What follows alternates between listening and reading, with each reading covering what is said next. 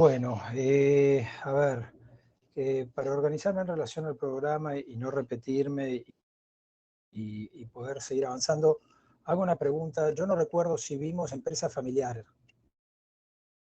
¿Llegamos a ver empresa familiar en algún momento en la primera parte del curso? No, No, que que yo yo recuerdo, recuerde. no. Vimos Creo que fondo lo de nombró. comercio.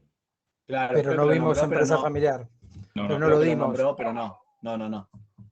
Fantástico, bueno, muchas gracias. Entonces vamos a arrancar hoy un poco para organizarnos y para seguir cierto orden del programa. Nosotros vimos la unidad 11. A ver, restaría ver de la unidad 11, restaría ver sociedad comandita por acciones, que es una sociedad bastante, creo que igual yo creo que en algún momento la vi, que es bastante sencilla en el hecho de que hay dos calidades de socios, los socios comanditados, que responden como los socios de la sociedad colectiva, es decir, en forma ilimitada, subsidiaria y solidaria, y que tienen en principio el manejo societario, y los denominados socios accionistas, comanditarios accionistas o accionistas, que tienen una representación de capital. Obviamente, la responsabilidad de los socios por las obligaciones sociales difiere en un caso y en otro porque la entidad reserva a los socios comanditados una responsabilidad agravada, pero una vinculación generalmente mayor con la estructura propia de la entidad, es decir, con la administración, perdón, de la entidad. Es un tipo de sociedad en alguna medida mixta que permite que ingrese el capital de una manera más grande y más estructurada que lo que pasaría en una sociedad por parte de interés, pero conservando en cabeza de uno de los socios, o de uno de los grupos de socios, puede ser más de uno de los comitados, una responsabilidad que no tienen los restantes accionistas, que justamente por ser accionistas van a limitar su responsabilidad hasta la integración de las acciones suscriptas. Lo van a encontrar generalmente en pequeñas entidades o en entidades que necesitan algún grado de habilitación específica, pero básicamente el capital suscripto por los comanditarios o accionistas es el límite de su responsabilidad, mientras que los restantes socios, los socios comanditados, están con una responsabilidad amplia, ¿correcto? Pero la administración justamente es la que le corresponde en principio a un comanditado o un tercero y tiene las limitaciones que provienen obviamente de una normativa como la de la sociedad anónima. Es decir, el administrador va a tener justamente la posibilidad de limitar las acciones de los socios accionistas en cuanto a su remoción, en cuanto a su remoción sin causa, en cuanto a justamente la injerencia propiamente por parte de los accionistas. Este socio administrador lo que no puede hacer es elegir él a la sindicatura, él no puede elegir a la comisión de vigilancia si lo hubiera, es decir, tiene algunas restricciones que hacen a que su posibilidad de administrar es significativamente distinta a la que pueden llegar a tener en otras figuras de administración.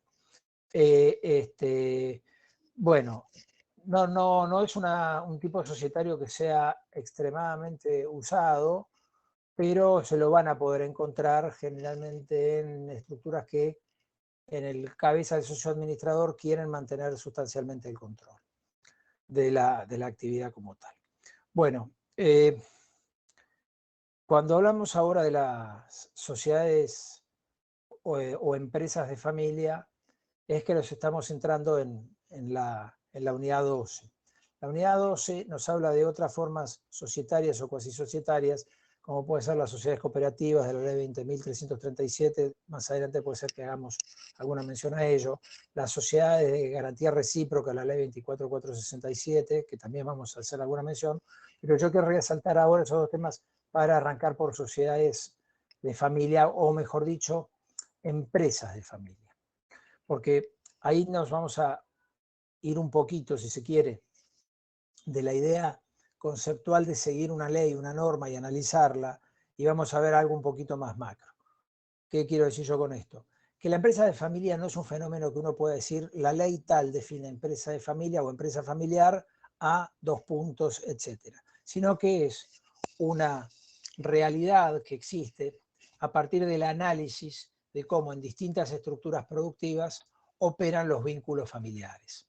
Es decir, que no es que yo tengo una ley de empresa familiar, yo no es que tengo familia designada específicamente por la Ley General de Sociedades, por la Ley de Emprendedorismo o por cualquier otra normativa, sino lo que tengo es un fenómeno que ahí analizo económica, sociológica y jurídicamente. Y es muy interesante porque la gran mayoría de las estructuras empresarias, y hablo de empresa en sentido lato, no solamente en el sentido de sociedades, la gran mayoría de las estructuras empresarias responden a la idea de cierto tipo de vínculo con lo que también en un sentido un poco amplio podemos calificar como familia. Y vamos a ver justamente qué características tiene una entidad para decir, bueno, esta conformación podemos incluirla dentro de la problemática propia, insisto, económica, sociológica, jurídica de la empresa familiar. Les voy a compartir entonces una solapa que, a ver si está abriendo, pues si es la que yo quiero que abra, porque a veces siempre abro la solapa equivocada. Sí, señor. ¿Se está viendo? Sí. Bueno. Sí, profe, ahora sí. Perfecto. Bueno, a ver, esto es cortito, digamos. Básicamente, cuando hablamos de empresa familiar, no hablamos de sociedad, de contrato, hablamos de cualquier tipo de forma que le vamos a dar a una actividad empresaria, concepto sobre el que ya hemos trabajado y sobre el que estamos a esta altura del curso bastante cancheros, y que muchas veces obviamente va a tomar una sociedad anónima, una SRL o hasta una sociedad de la sección cuarta o como les decía anteriormente, otra posibilidad, porque no tiene por qué estar bajo el paraguas de algún marco jurídico. A lo que vamos a ver en la denominada empresa familiar es el vínculo entre entidad productiva, entre justamente empresa, esa cuestión que hace la organización de los medios de producción, etcétera, y cómo una o más familias pueden incidir o ser afectadas por esa actividad económica. Muchos de ustedes provendrán de familias donde la actividad justamente ha estado vinculado a ese nexo. Y para salir del ejemplo de ustedes voy al ejemplo mío. Por decir algo, yo soy abogado, sí, pero mi papá era abogado, mi abuelo era abogado, mi tío es abogado.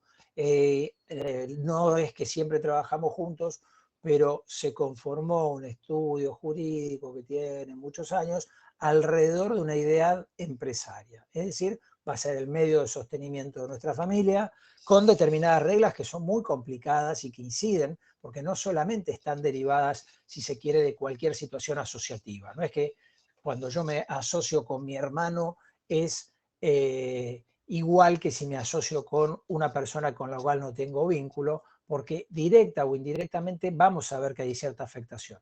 De eso vamos a estar hablando, y no es solamente la situación de un pequeño estudio jurídico de la ciudad de Buenos Aires, en la República Argentina, sino que tengan presente que la gran mayoría de las empresas del mundo son o han sido empresas de familia. Desde monstruos internacionales que ustedes pueden estar pensando, hasta la pyme familiar de la esquina de la casa de ustedes. En gran medida la empresa moderna está influenciada por la familia como fenómeno. ¿Sí? Esto es un poco el punto en que nosotros vamos a estar trabajando en el día de hoy. Entonces, ¿puede ser una sociedad anónima una sociedad por acciones simplificada? ¿Puede ser un comerciante individual? Sí, sí, pueden ser todos los ropajes jurídicos. Ahora, obviamente, conforme la empresa como tal se complejiza, la idea de sociedad anónima, SRL, sociedad por acciones, etcétera, es la preferida. Digo, no es una situación de que la empresa sea chica o sea grande. Puede ser vamos a ejemplos concretos de la Argentina, digo, puede ser, insisto, desde el pequeño maxiquiosco que tiene en la esquina y que ustedes ven que alternativamente lo atiende el padre, los hijos, se turnan, después viene algún amigo, toda esa forma de organización pequeña, fíjense que también está atravesada por el concepto de familia.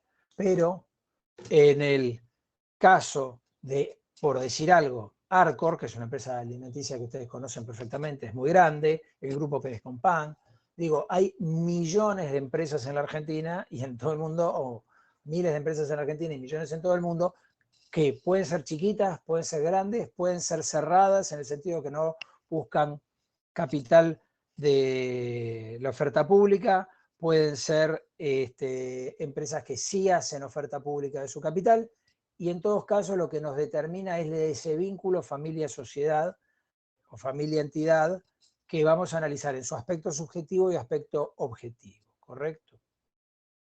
No depende entonces el volumen que tengamos en la sociedad para poder decir tengo una sociedad de familia o una sociedad familiar, no depende de la complejidad, depende de otra cuestión.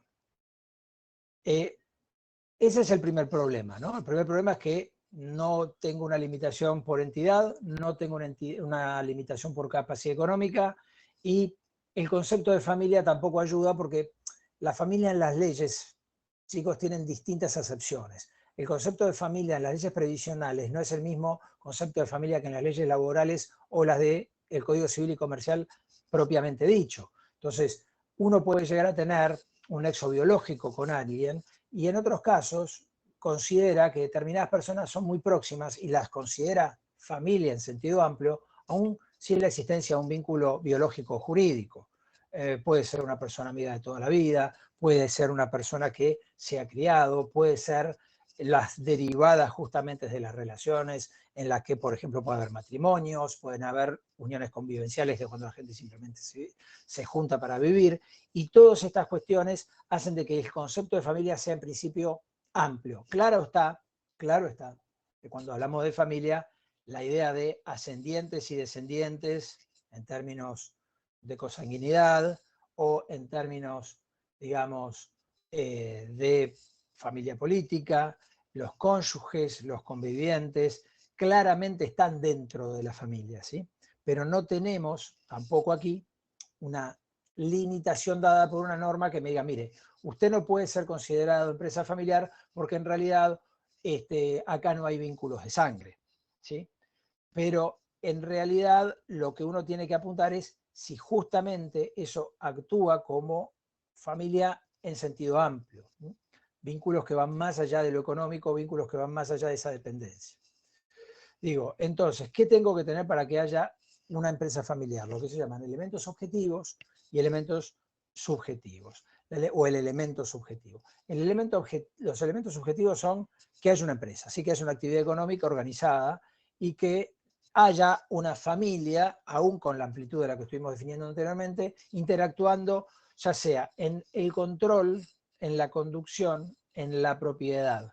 Cuando nos referimos a control, no nos referimos al control externo o al control interno desde un punto de vista contable y jurídico, sino al control decisional de la entidad.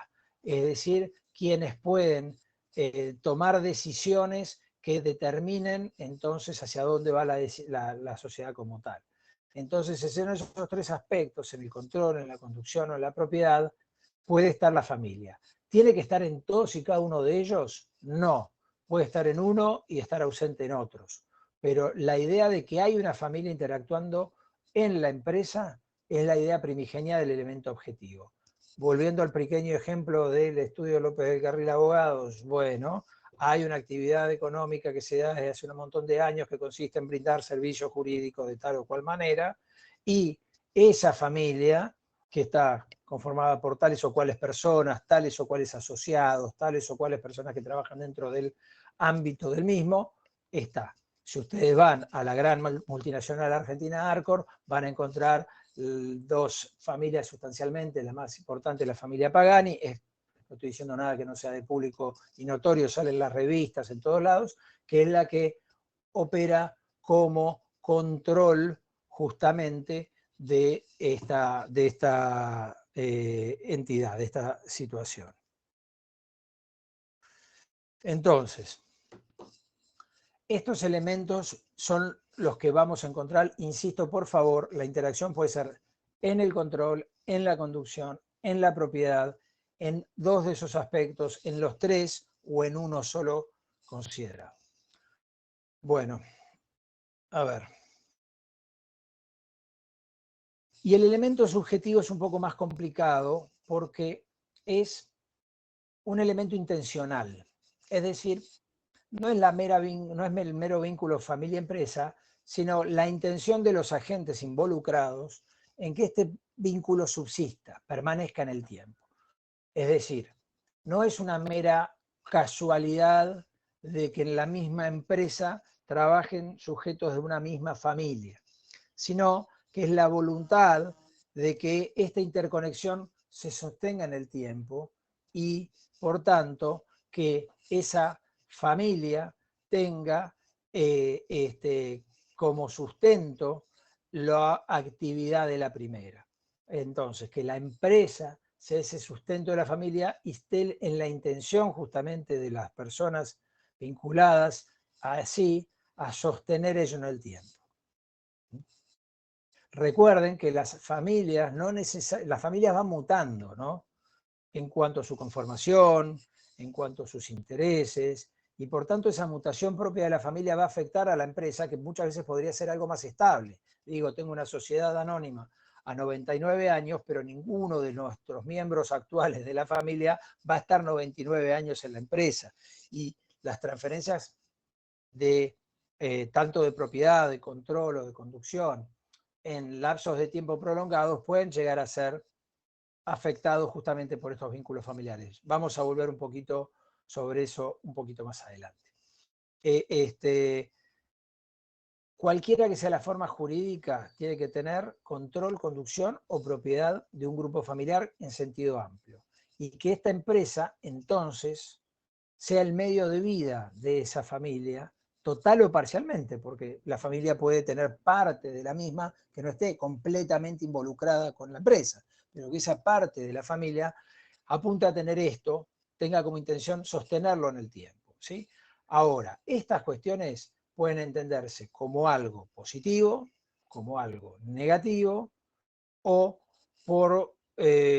o mixto, ¿no? Es decir, que hay ciertas ventajas inherentes a la situación empresario-familiar que vamos a intentar maximizar y ciertas desventajas provenientes justamente del vínculo familiar dentro de la empresa que vamos a intentar cauterizar, neutralizar. Bueno, ¿cuáles son las cosas que muchas veces uno ve en las empresas familiares? Que hay lo que se denomina conducción arbitraria, es decir, que un grupo o una persona toma decisiones en forma vertical y no en metodologías de toma de decisiones más horizontales, lo cual puede ser bueno y malo a la vez, ¿no? Porque para tomar decisiones que tengan que tomarse rápidamente y que no involucren una pérdida de tiempo, la idea de una conducción férrea, rápida, puede ser realmente muy positiva. Al mismo tiempo, la falta de debate, la falta de análisis a veces técnico racional, por así decir, estricto, hace que esto pueda ser tomado como una desventaja. Miren, cada uno de ustedes muy probablemente tenga una anécdota, pero había hace muchos años atrás, yo estaba vinculado con empresas de la construcción y varias de esas empresas siempre pontificaban, les decían qué empresa líder era la empresa del grupo Macri, Stockmann, no sé si se la acuerdan, la constructora, pero todos criticaban lo que era la ventaja y la desventaja de ese grupo empresario en la visión de los propios empresarios competidores, ¿no? De los mismos empresarios que estaban en la misma actividad, que era que su titular en su momento, no sé si ustedes se acuerdan, el padre de Mauricio Macri, Franco Macri, era el típico ejemplo de conducción arbitraria, es decir, esa persona que tenía una capacidad de liderazgo y de acción tremenda, pero que el tipo no soportaba que alguien le dijera, no, mire, esto no se puede. Entonces, este fenómeno, yo lo pongo en este ejemplo no busca ninguna cuestión metajurídica, sí lo aclaro, pero es un ejemplo muy bueno porque es un ejemplo muy visual y quienes tengan 25 o 26 años y lo hayan visto inclusive a ese hombre hasta dirigirse públicamente, se da cuenta de un hombre de mucha personalidad, muy capaz, pero al mismo tiempo completamente pater familia, es lo que yo se dice, es lo que yo digo, y si no, se cae el mundo. Digo, ese tipo de conducción, para salir del ejemplo, puede ser extremadamente positiva en términos, insisto, de no perder tiempo, de ganar mercados, de tener básicamente una cabeza muy lúcida en las decisiones, pero al mismo tiempo involucra decisiones que si son malas son tremendas, porque si se equivoca ese sujeto, las consecuencias las sufre toda la empresa.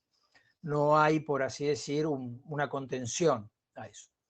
Otra de las típicas cosas que uno encuentra en las empresas familiares en términos, por algún lado, ahora sí negativos, es el exceso de presencia de miembros de la familia en puestos sustancialmente ejecutivos o sustancialmente importantes.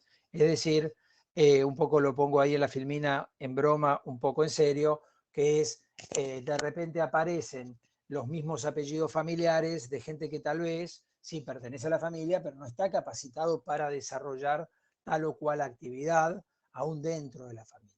Y proviene de la presión que puede realizar la propia familia o parte de ella para que se los incorpore, ¿no? Ahí lo decimos un poco en broma y decimos dirección no capacitada, pero que esos familiares en esos puestos encima opinan, ¿no?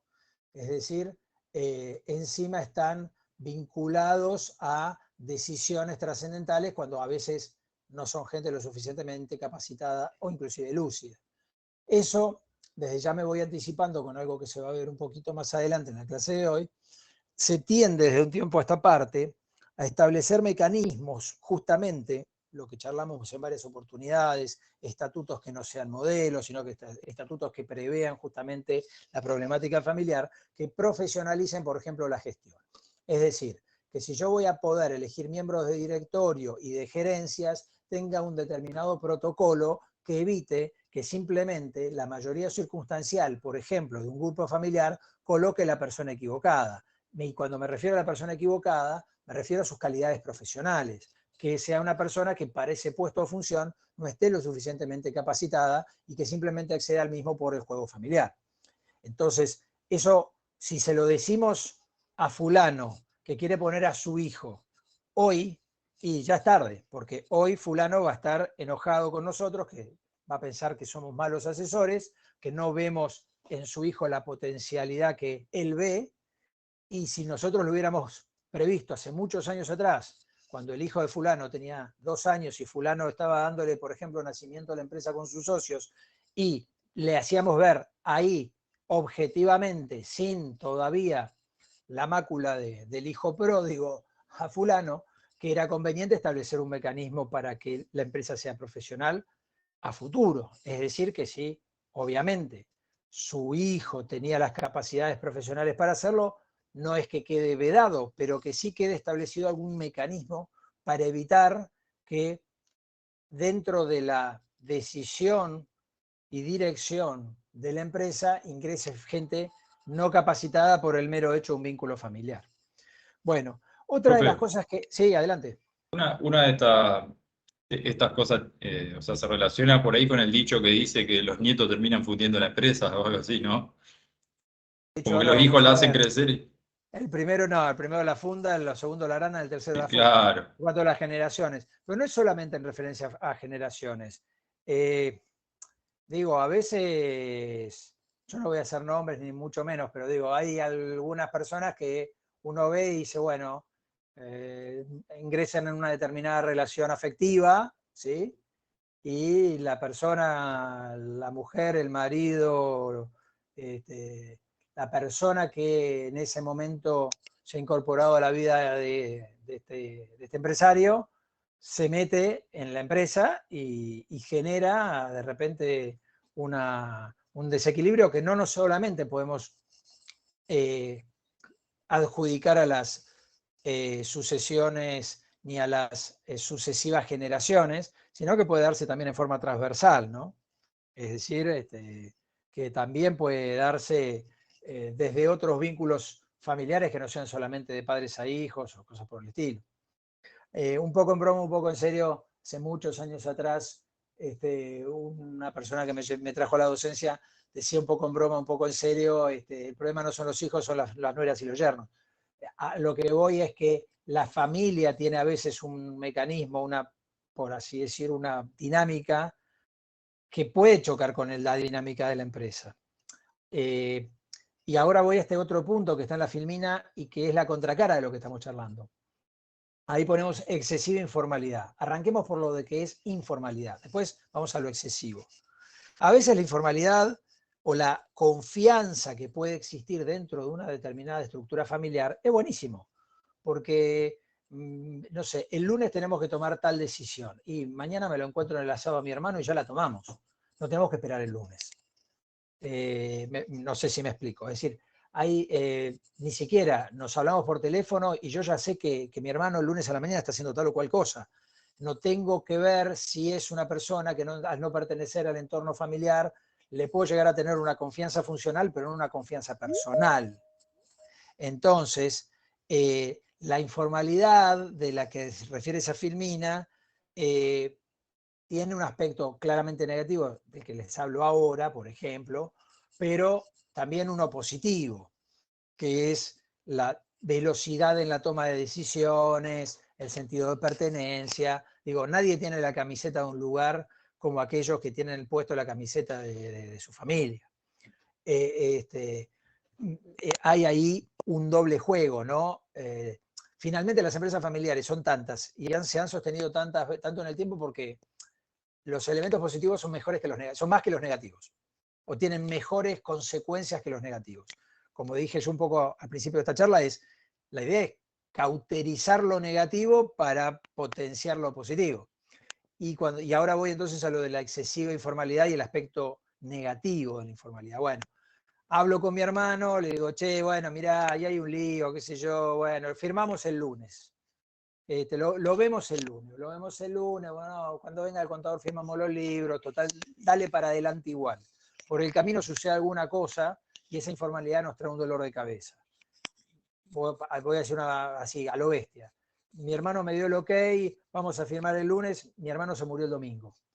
Yo ya me tiré a la pileta a hacer cosas que no tenía que hacer, sin estar cubierto legal o económicamente como debería haberlo estado, y me tiré a un lugar donde no me tendría que haber tirado. Entonces, la informalidad mal entendida es la que lleva a un aspecto negativo. También volvemos al aspecto de los denominados protocolos y pactos que hacen a la empresa familiar. De un tiempo a esta parte, la empresa familiar está muy estudiada en los tres aspectos, sociológico, económico, jurídico, y como decía, para potenciar los aspectos positivos, trabajamos sobre, por ejemplo, hacer conscientes a los empresarios de empresas familiares que no puede haber una informalidad jurídica, no puede haber una informalidad contable, puede haber una informalidad de trato, puede haber una informalidad de conducción, puede haber cierto tipo de flexibilidades en ciertos aspectos, pero hay algunos que lejos de representar un beneficio, pueden representar un problema. Entonces, las asambleas hay que celebrarlas, las reuniones de directorio hay que celebrarlas, aunque estemos riéndonos porque 4 horas después nos vamos a ver en la casa de alguno de nuestros parientes. Pero lo tenemos que hacer igual. ¿Por qué? Porque eso es lo que nos puede representar un riesgo si nos dejamos llevar por esa excesiva informalidad. Ese caso que está ahí citado justamente hace digamos, a una cuestión que hace a la vinculación formal jurídica, ¿no? Digo, otro de los grandes problemas, que ahí lo ven entrar de a poquito, es lo que se llama confusión patrimonial, que les diría es uno de los problemas más grandes que tiene la empresa, sobre todo cuando quiere trascender y crecer. Porque, ¿por qué mi auto personal está a nombre de la empresa? A ver, ¿por qué estaría para ustedes? Y para no tener, si tenés algún problema jurídico, responde la sociedad. Bueno, ya Francisco dice algo que no es correcto en el sentido que no está bien que diga eso, pero es correcta Claro, no está bien en realidad, ¿no? es correcta, digamos, la fotografía que él saca de la situación donde más de una oportunidad la empresa es una suerte de dique respecto de la responsabilidad individual de cada uno de los sujetos. Entonces, si el día de mañana hubiera un problema, el problema finalmente no le recae a la persona, sino que le recae a la sociedad. Primera cuestión, las macanas de la empresa son de la empresa, las macanas mías son las mías. Y el problema que me genera es que tendemos a confundir patrimonialmente los objetos de la empresa con los objetos y derechos de los miembros de la familia. Entonces ya no es solamente un automóvil que estaría en una suerte de gris, porque va a saltar algún contador presente y me va a decir, doctor, pero de esta manera podemos amortizarlo, podemos ser más eficientes en la utilización del gasto. Finalmente la responsabilidad va a estar siempre cubierta por un seguro, bla, bla, bla, bla, bla.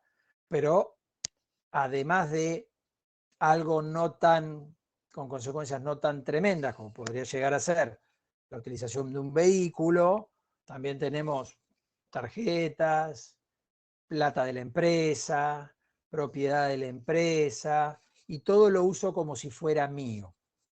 Es más de un empresario le va a decir, es mío.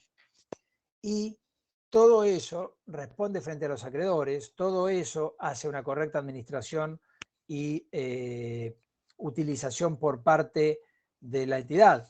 Pero la confusión patrimonial no es solamente una picardía, puede ser un delito, y un delito penal, y puede ser una afectación a la empresa.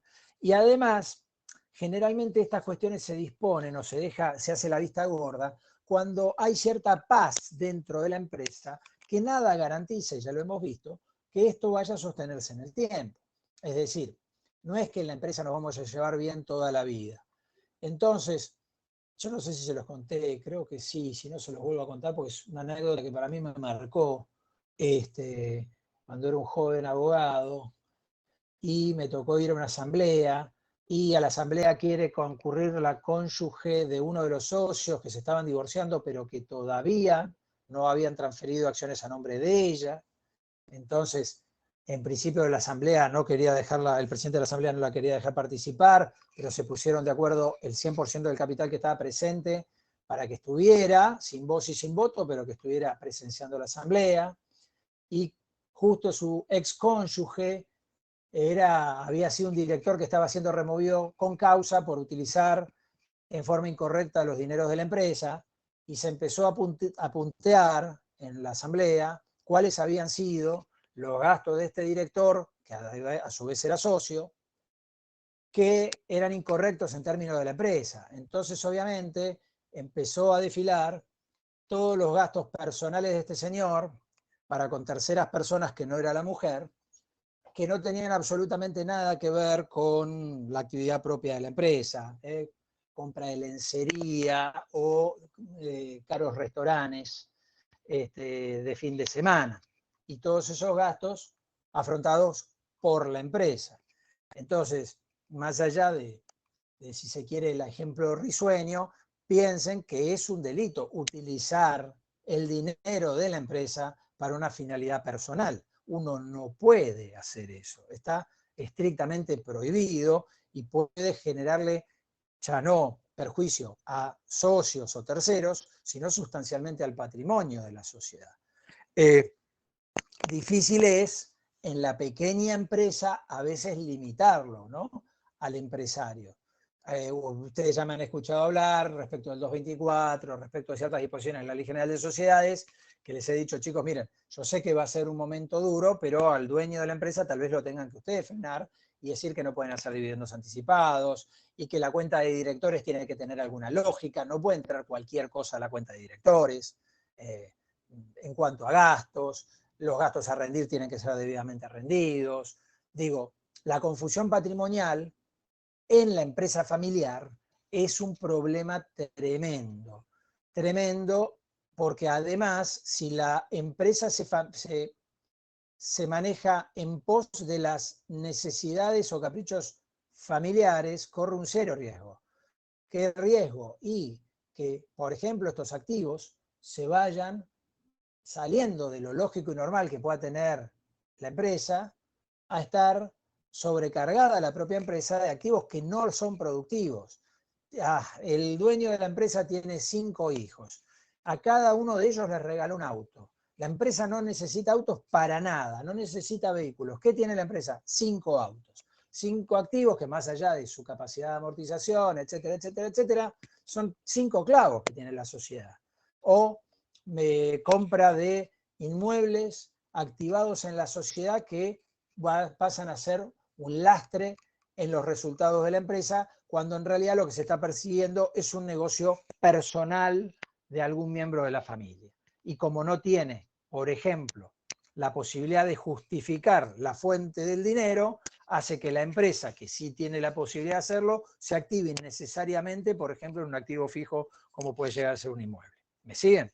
Entonces, no es una simplemente anécdota risueña del señor que pagó con la corporate, la tarjeta de la empresa, lo que no tenía que pagar, sino justamente esa confusión patrimonial. Que le agrego otra historia, que ya la vimos en las últimas clases cuando vimos directorio, que es también la posibilidad de las colusiones de intereses, porque los intereses personales familiares no necesariamente van a ser siempre los de la empresa. Es más de una oportunidad no van a ser parte de. Yo tengo una empresa farmacéutica y aprovecho que tengo todos los contactos producto de esto y pongo una droguería. Y tendría que estar autorizado por la propia entidad, porque farmacéutica y droguería implica colusión de intereses. ¿Me van siguiendo? Y eso pasa al principio porque en la familia tal vez se hace la vista gorda hasta que se genera el conflicto. Espérenme 2 segunditos que voy a prender la luz.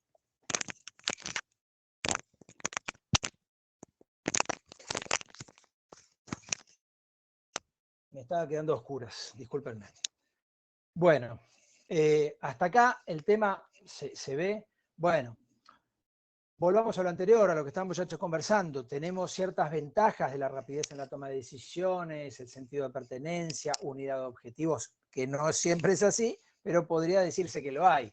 A veces lo que sucede también en las empresas de familias, hago un paréntesis sobre la filmina, es que a veces hay más de un grupo familiar tallando, ¿no? Una suerte de cultura interna, una suerte de forma de hacer las cosas, cierto tipo de valores muy especiales.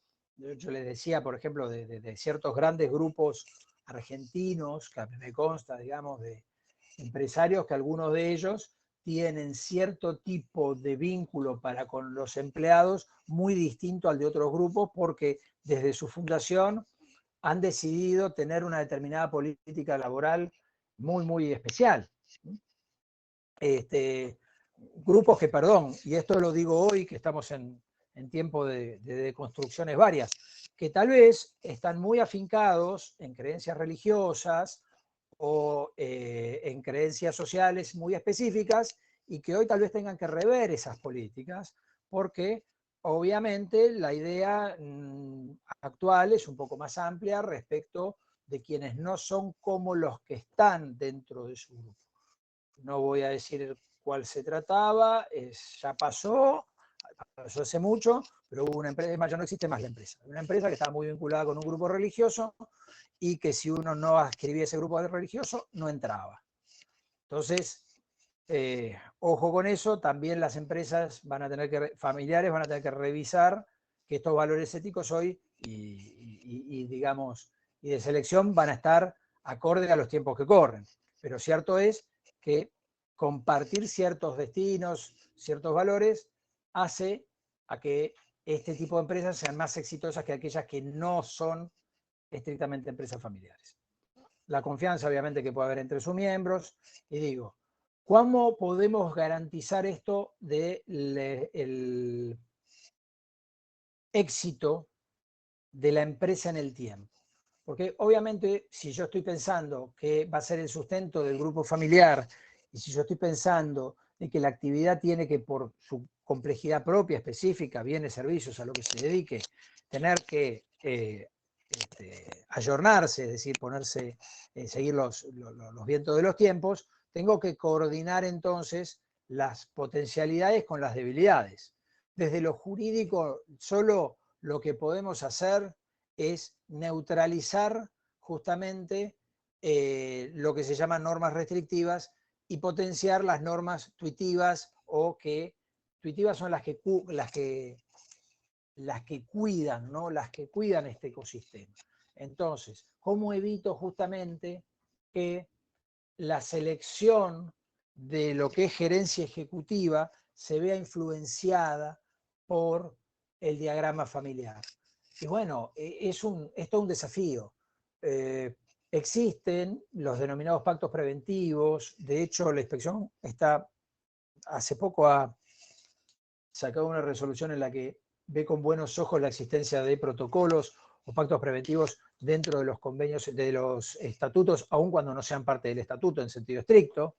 Es decir, que medios de solución de conflicto extrajudiciales, pautas justamente de organización de las distintas facetas de la dirección, conformación del capital social tal que el mismo no se vea amenazado por divisiones que pudieran existir, divisiones producidas desde el seno desde que la propia familia puede tener divergencias, hasta la posibilidad de los efectos de lo que ahora yo les voy a comentar, que son derivaciones de la familia como tal, ¿no? Pero digo, a lo que buscamos es decir, bueno, vamos a intentarlo, no es un resultado que se puede obtener siempre y en forma absoluta, primera cuestión que hay que aclarar, nunca es absoluto la forma de solucionar desde lo jurídico los aspectos nocivos de la empresa familiar. Sí creo que hay muchos que se cauterizan, muchos que se limitan, hay mucha cosa que se prioriza y se potencia, pero no es una garantía total de que la empresa va a ser exitosa en el tiempo porque le demos entonces protocolos de familia, pactos preventivos, formas extrajudiciales de resolución de conflictos o cosas por el estilo. Pero pensemos en cuáles son las amenazas para ver entonces cuáles son los remedios posibles. Hay cierto tipo de amenazas que no tienen remedio perfecto posible. Piensen ustedes en una sociedad anónima en la que el capital es libremente transmisible. Ustedes me pueden decir, bueno, doctor, pero estuvimos viendo en clase que podemos hacer pactos de compra preferente, podemos establecer el derecho de compra preferente en el estatuto por vía convencional, pero lo podemos incorporar al estatuto, podemos establecer pactos de arrastre y pactos, digamos, que hacen justamente a la sindicación de voluntad societaria, pero todo eso está muy bien, y está muy bien que lo preveamos y que lo miremos y que lo analicemos en la situación particular que tengamos de la empresa que estemos asesorando. Pero piensen ustedes que la legítima de los herederos no los podemos privar, la sociedad conyugal como conceptos de orden público, las reglas que hacen a la capacidad de las personas y la determinación de la capacidad no son transables. Se los pongo en lenguaje más sencillo porque les estoy hablando mucho como abogado. Digo que en la Argentina, cuando una persona fallece, tenga herederos forzosos, ¿sí? Herederos que se llaman legitimarios, herederos que a menos que se haya mandado una macana grande como una casa, nunca, ni aun por voluntad del titular del capital, puedan ser privados de, digamos, de su herencia, involucra que si alguien que hoy es titular de acciones fallece, en principio esas acciones se transmiten a sus herederos forzosos. Y es poco lo que podemos hacer como para evitar esa situación. ¿Me explico? Alguien podría decir, bueno, mire, alguna cosita más, algún fideicomiso de administración, alguna distribución entre herederos en el caso del fallecimiento. Sí, esto responde a una ingeniería bastante complicada, pero que alguna cosita, pero en forma absoluta, olvídense, no hay manera. En forma absoluta, que les diga, miren, acá tienen, léanse este libro y de ahí sacan todas las ideas como para que el riesgo sea cero, no existe. El riesgo a cero en cuestiones sucesorias nunca es cero. Pasemos a la cuestión derivadas del matrimonio. En el matrimonio se genera, salvo que se acuerde en contrario antes, durante o a la finalización del matrimonio, se genera la sociedad conyugal de las cuales yo les estuve hablando en alguna clase anterior. La sociedad conyugal es de orden público, no la podemos dejar de costado porque se nos ocurre. Ahora bien, vamos a establecer un nuevo mecanismo de incorporación de socios para que se incorporen las nuevas generaciones. No les podemos imponer, escúchenme lo que les voy a decir, no les podemos imponer que ellos acuerden un régimen, que podrían hacerlo, de patrimonial en el matrimonio distinto a la sociedad conyugal. Sí, hoy pueden ellos optar por, pero nosotros no se lo podemos imponer. ¿Me siguen? Es decir, si yo tengo una cuestión por la cual alguien dice, yo voy a ser accionista y estas acciones van a ser propias mías, porque no tengo ganancialidad, porque llegué a un acuerdo con mi cónyuge antes o durante el matrimonio por el cual lo tuyo es tuyo y lo mío es mío, parecería que nos da una gran tranquilidad de que esa señora o señor no se va a poder meter de la nada en el capital de la sociedad. Pero perfectamente esos mismos dos sujetos podrían dejar sin efecto esa disposición a futuro. Y nosotros no podemos evitarlo. Entonces, en el aspecto sucesorio, en el aspecto del patrimonio durante el matrimonio y sociedad conyugal, sí o no, perdemos como arquitectos de este régimen empresarial, perdemos herramientas. Es decir, hay herramientas que podemos usar un poquito, hasta ahí. Voy a la situación ya no de la sucesión, ya O sea, no... profe, Sí, perdón, no se le puede exigir que ingresen en el régimen de separación de bienes, digamos. vos se lo podrías exigir, pero ellos podrían dejarlo sin efecto al día siguiente.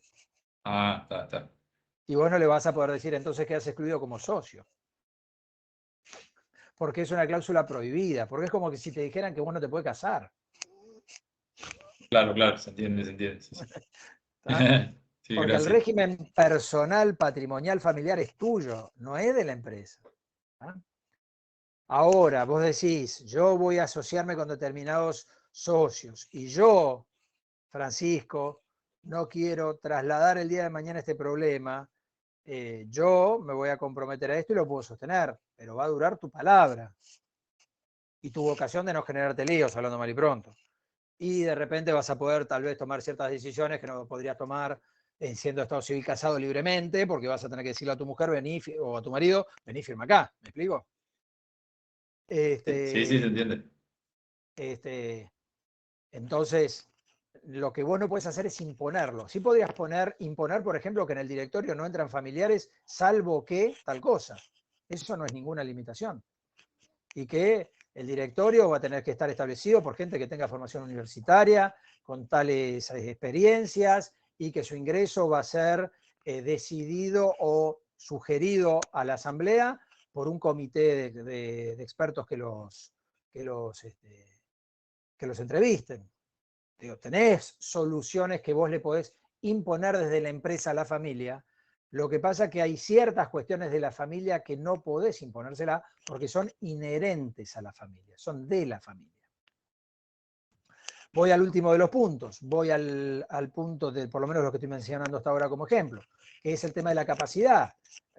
¿Qué sé yo? Sí, yo puedo prever muchas cosas, pero si la persona en un determinado momento tiene una situación de incapacidad, o hay menores, producto también de sucesiones, etcétera, digo, ahí aparecen terceros, que son quienes representan la voluntad del incapaz. ¿Me siguen? Obviamente en el ámbito de la conducción de la dirección no va a tener efecto porque nadie que esté por fuera de la capacidad puede dirigir una empresa. Eso va de suyo que no, que la persona que se incapacita cesa en el cargo y se terminó.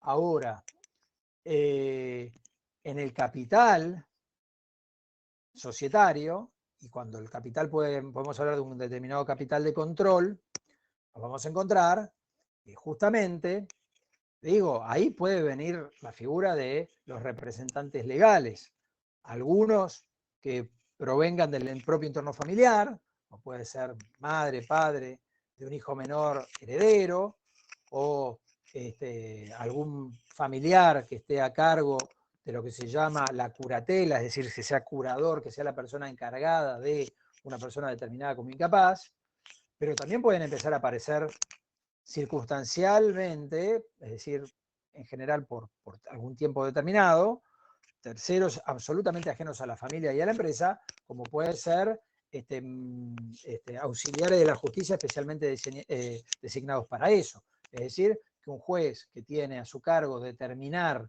si una persona es incapaz o no, mientras eso se dilucida, diga, no va a ser el hermano, no va a ser la madre, no va a ser el padre quien administre y represente los intereses de esta persona, va a ser un abogado que yo voy a designar. Pero en ese caso, profe, puede ser, por ejemplo, un representante del Ministerio Público.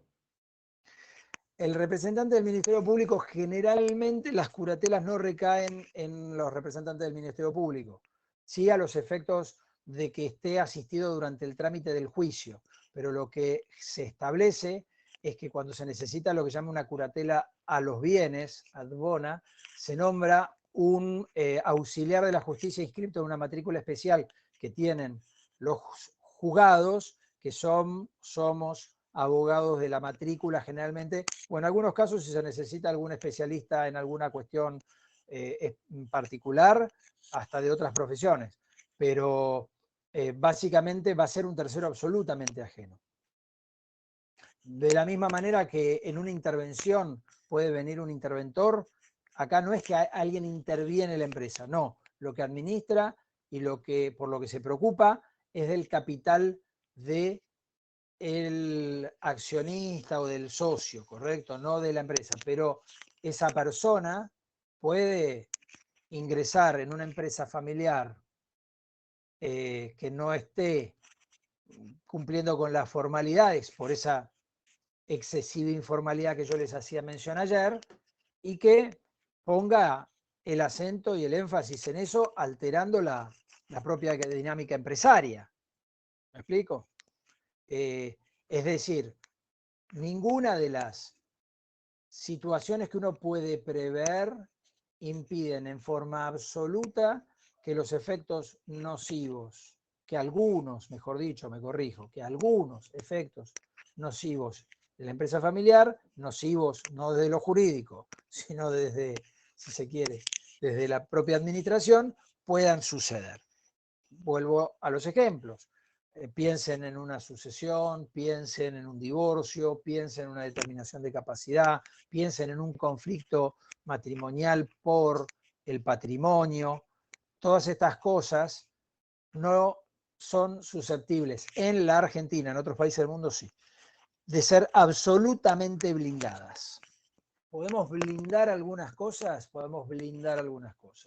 En las otras podemos poner algunos algodones para no golpearnos cuando nos caigamos, podemos poner algunos algodones para evitar golpearnos cuando nos caigamos. ¿En forma absoluta lo podemos hacer? No, en forma absoluta no. Desde el operativo hay mucho para hacer. Incorporación de capital, piensen ustedes, somos una familia y tal vez necesitamos ir a la oferta pública. Esta solución ya ustedes la saben fácil. Tenemos que aumentar el capital para ir a la oferta pública, ¿sí? Para lograr ir a la oferta pública. ¿Qué tipo de acciones vamos a emitir?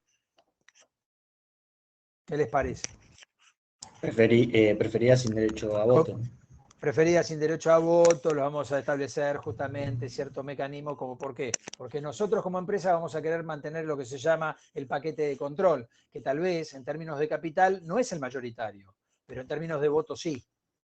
Entonces, fíjense que eso no es solamente la decisión de una persona, sino que puede llegar a ser de un determinado grupo familiar empresario.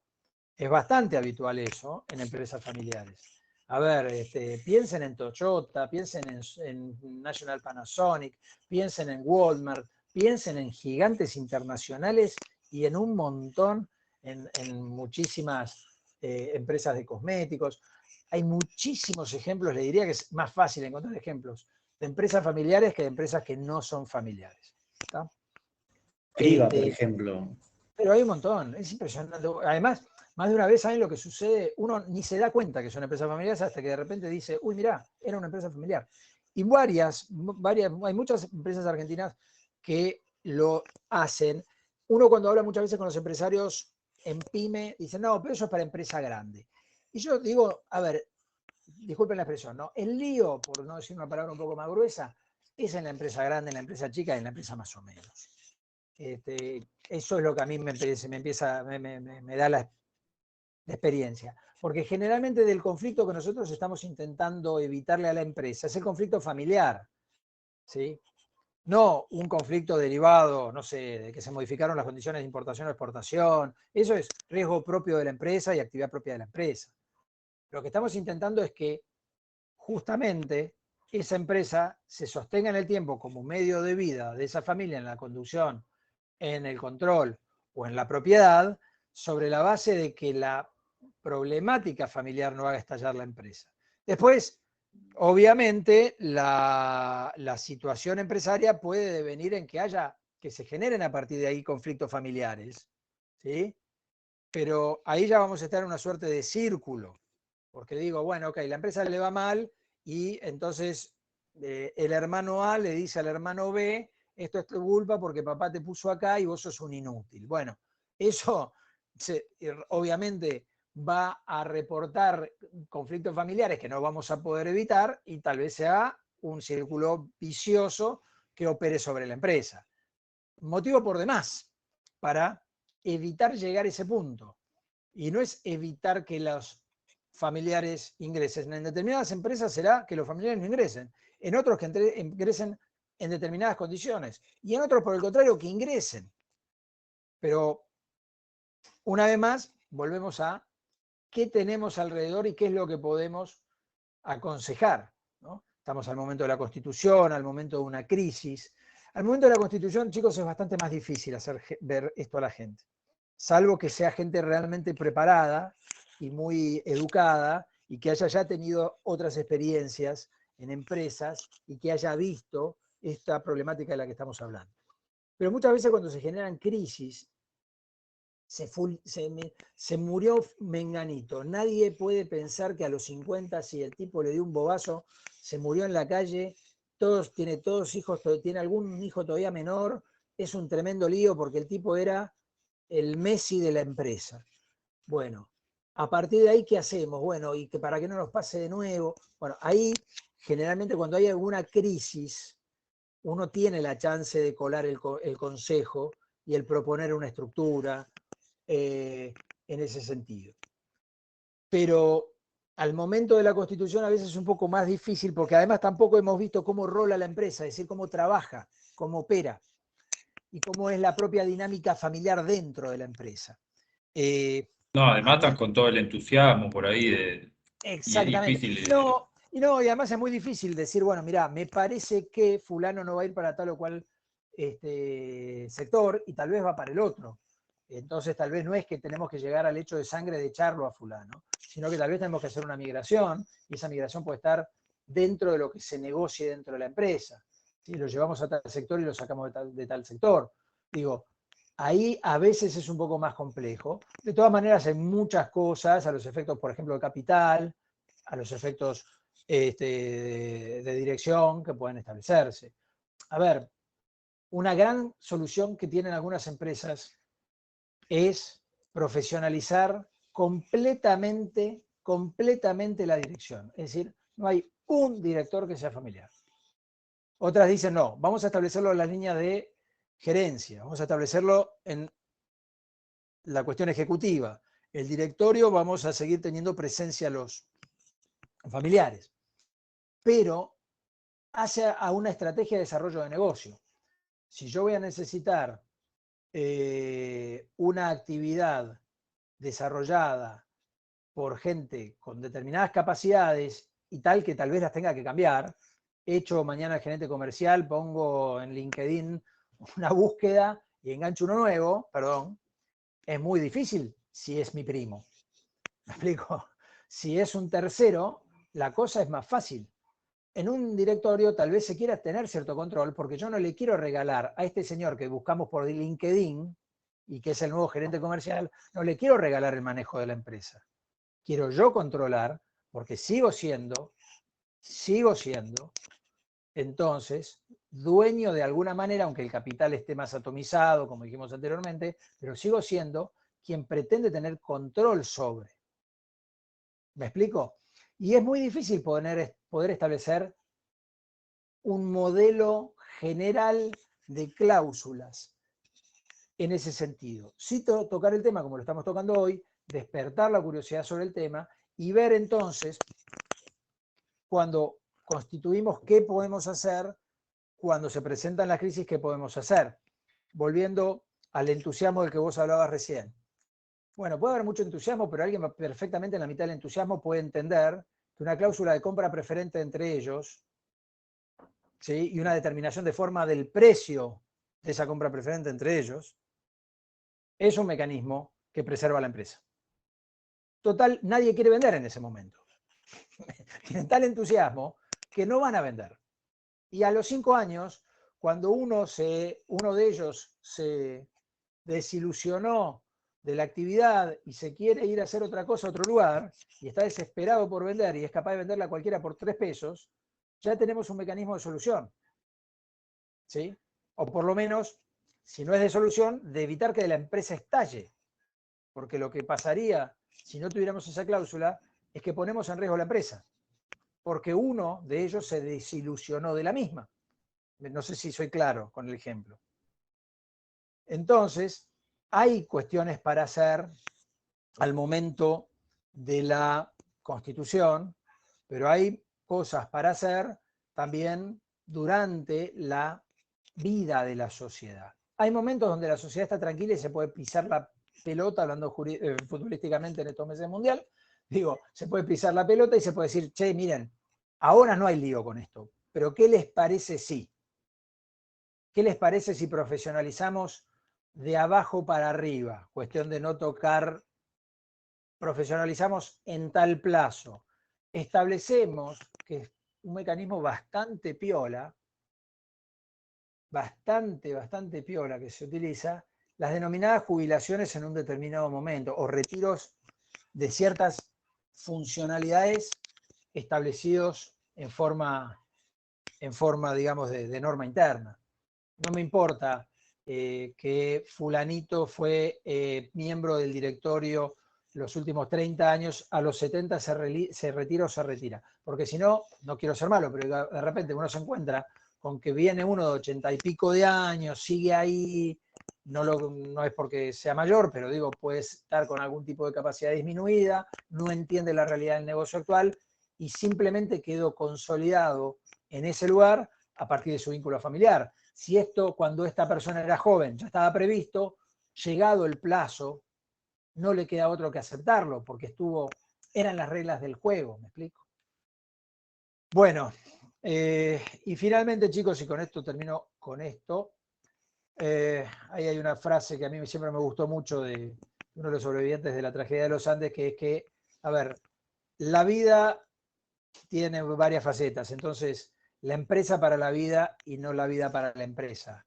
Es el equilibrio por el cual yo no puedo considerarme un empresario exitoso si me ya saben qué, con media familia, y uno está, le diría, bastante curtido de ver cómo han explotado familias por finalmente los egos empresarios. Entonces, esto también colabora con la familia, no es que solo la monta y colabora con la empresa.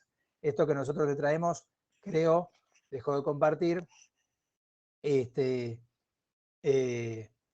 colabora también con cierta paz familiar. Bueno, este punto, que es un punto que a mí siempre me ha entusiasmado en cuanto al programa, porque es bastante moderno y está en boga, y ustedes van a ver que protocolos familiares es un tema que está dando vuelta siempre, está en esta unidad 12. Yo la próxima voy a hablarles rapidito de cooperativas de la ley 2337 y de la 24467, que son, por así decir, otras formas asociativas, más que otras formas societarias en sentido estricto, que apuntan, y después tenemos que ver también la ley de pymes, aparentemente, a ciertas situaciones muy puntuales. Me refiero a aquellas entidades que buscan una suerte de finalidad y que no es el lucro, y que buscan la solidaridad en un grupo de personas, y que de esa manera puedan llegar a tener, como se decía antiguamente, algún socorro mutuo, digamos, las denominadas sociedades cooperativas, que tienen mucho de sociedades, pero tienen bastante de asociación, y lo loco es que la propia ley de sociedades cooperativas dice que una sociedad cooperativa no se puede transformar en una sociedad de la ley 19.550 y que tampoco se puede transformar en una asociación civil. Es decir, es algún tipo de entidad que cabalga sobre las cosas de ambos, sobre la manera de entender la actividad sin la obtención de lucro, pero sí con un direccionamiento concreto y total a la ventaja, no el lucro, que puede obtener el asociado. Cooperativas de luz, cooperativas de servicios telefónicos, quienes estén en el Gran Buenos Aires o dentro de las provincias van a tener seguramente algún ejemplo cercano, donde uno lo que tiene es algo que parece una sociedad, actúa como una sociedad, pero no tiene resultados para distribuir en los socios tal como utilidades apreciables en dinero, sino que es el sostenimiento de esa actividad. Vamos a hablar un poquito en la clase que viene, y también en la clase que viene, y con esto ya también concluyo, porque si no los voy a estar aburriendo demasiado, es el tema de las sociedades de garantía recíproca. Las sociedades de garantía recíproca son relativamente nuevas, tendrán 25 o 30 años, y hace a la idea de dos categorías de socios, unos socios que capitalizan este tipo de entidad y otros que se benefician de que esta entidad los garantice en sus actividades comerciales. Esta doble calidad de socios hace que los primeros obtengan un beneficio derivado justamente del rinde de la sociedad y de los intereses sobre los dineros que han facilitado, y los restantes socios se benefician justamente de estas garantías que otorga la sociedad para con ellos, que por ejemplo les permite acceder a cierto tipo de bienes o servicios que de otra manera no hubieran podido acceder.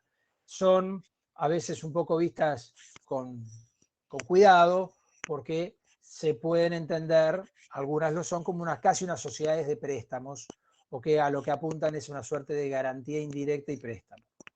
Lo vamos a ver, las SGR las vamos a ver también la clase que viene. Sí, hay gente creo que las usa para deducir de ganancia. Bueno, es que esa es la gran ventaja, Francisco, Sí. no lo quise mencionar ahora, pero justamente para justamente el aportante, para el socio que es, digamos, el aportante, lo que está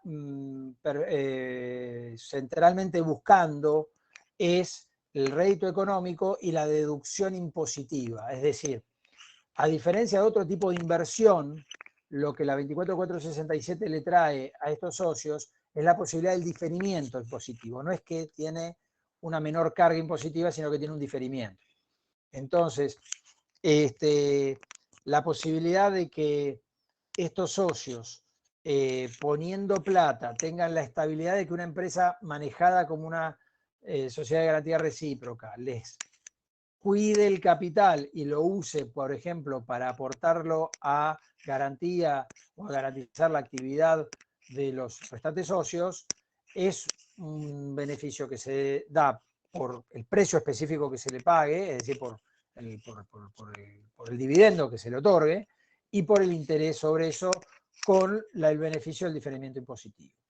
Por eso esta ley habla de dos categorías de socios, ¿sí? Que son los socios partícipes y los socios protectores, los llaman. Los que ponen la plata, hablando mal y pronto, se llaman socios protectores, que es el inversor.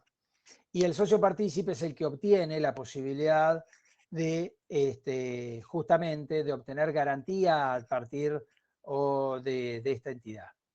Y ese diferimiento positivo es una de las ventajas que tiene.